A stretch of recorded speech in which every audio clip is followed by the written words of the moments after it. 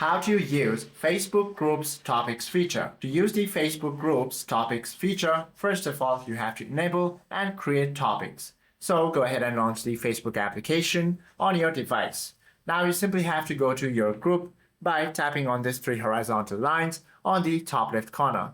Once you find your group over here, you simply have to go ahead and tap on its icon.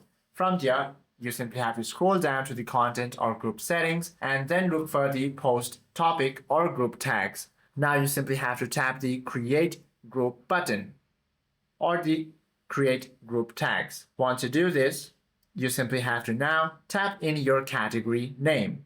Once you tap in your category name, all you have to do is go ahead and then proceed to type in your category name and save it, and repeat this process to create a comprehensive menu of topics for your groups. Then proceed to assign the topics to existing posts. You can select the add post topic or edit post topics from the pop-up menu and check the box next to the relevant topic category you created. Tap save. The topic will now appear as a clickable pill button right above or below the post content. Once you do this, tag your post with a topic and browse and filter by topics at the top navigation bar.